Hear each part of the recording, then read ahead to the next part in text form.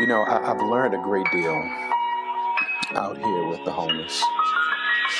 And one of the things that I've learned is that they are no different than you and I. They know just as much, if not more, than we do. But the one thing that they lack is love. Love from us. Many of them amongst themselves, they have an enormous amount of love. But they don't feel like they're accepted by us.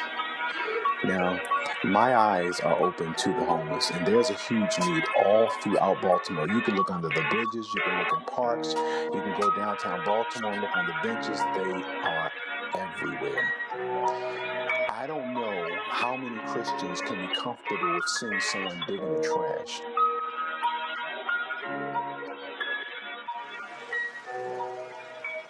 So here we are.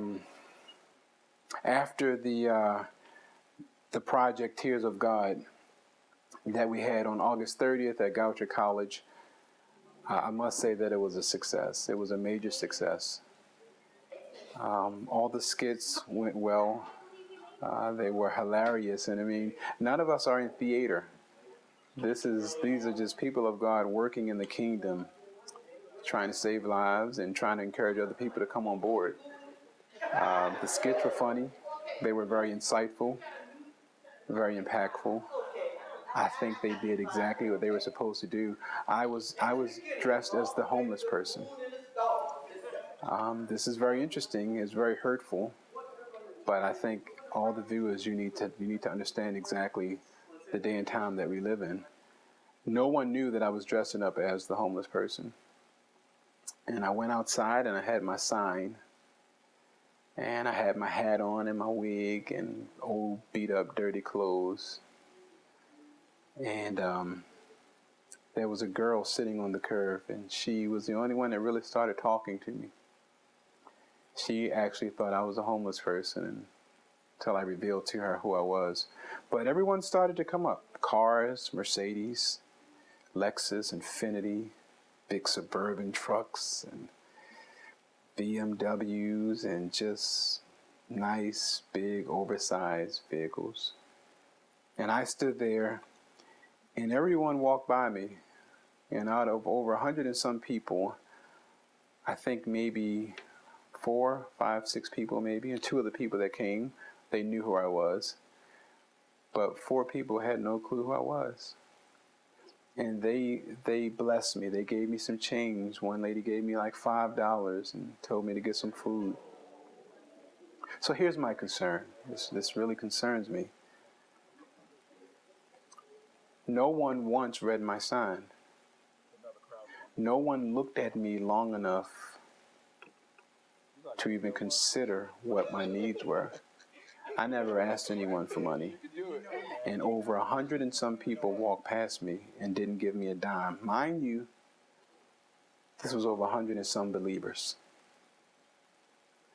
They didn't look at me in my face. They gave me no eye contact. And I held the sign up, and the sign said, "Help. I want salvation."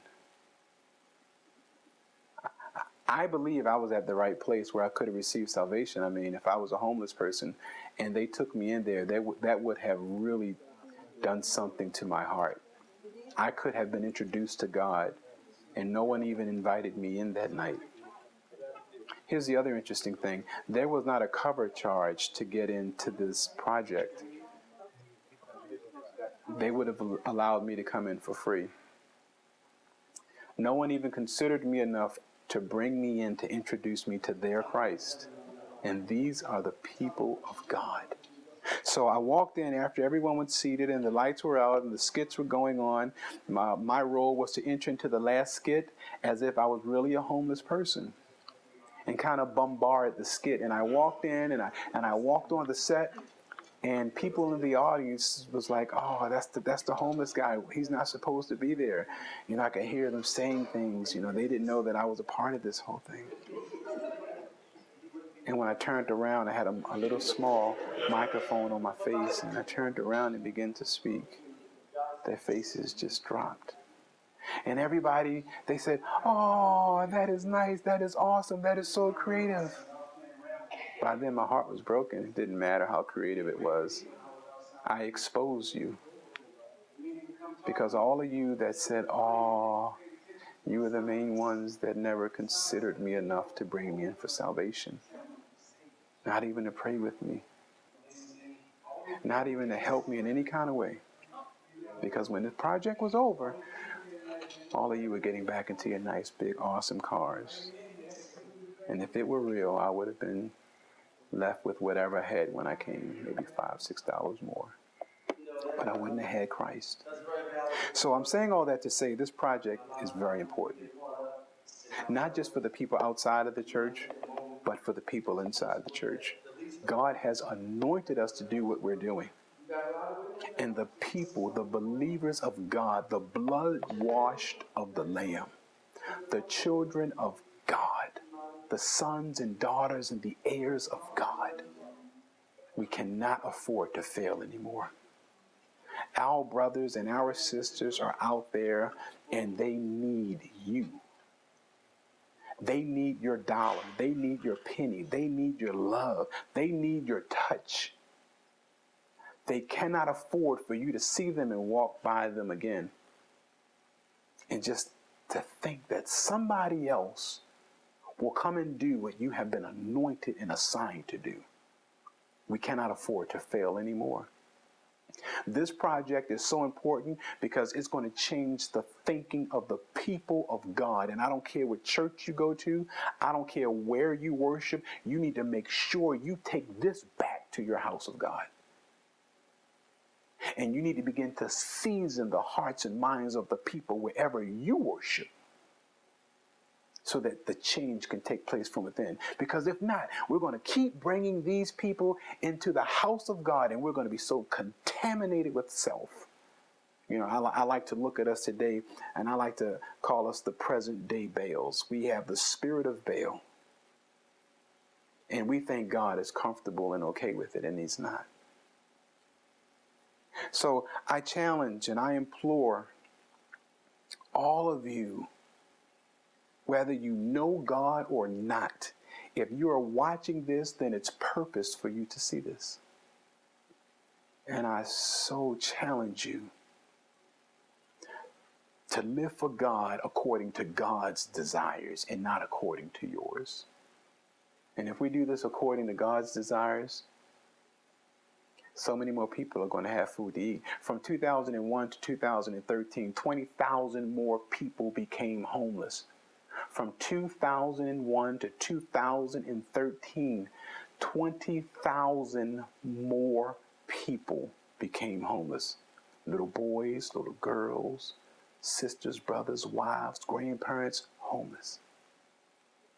We are trying to provide a long-term solution for a long-term problem here in Baltimore. We need your help.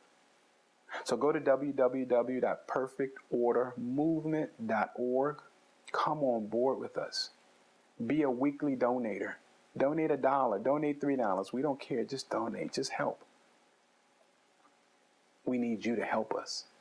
For those of you who can't donate, come out with us. Donate your time and your love. Donate your energy.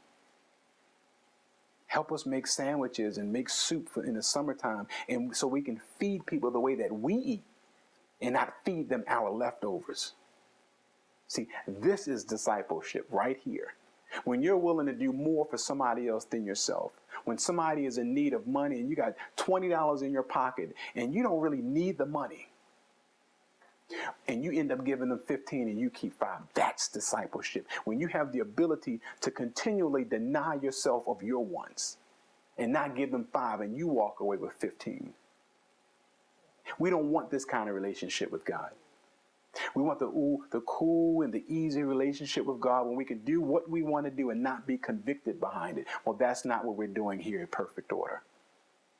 I challenge every believer to go beyond your personal thresholds and step into a place where fear begins to consume you until you engage the Holy Spirit. Because you're entered into a place that you're not comfortable or familiar with. You know, I'm always reminded of Peter. and all the disciples. And we always hear these preachers talking about Peter walking on water and he sank because he lacked faith. I'm not even concerned about that. You know what I'm concerned about? I'm concerned about the other disciples who never got off the ship. You are the disciples that never got off the ship. And you're watching me walk on the water and you're waiting for me to sink. At least I'm walking. And God never starts to move until you start to walk. I want God to be active in my life, just like you do. Come on board with us. Let's do this together. They need us. They need us. They need us. They need us. God bless you. So please go to our website, www.perfectordermovement.org.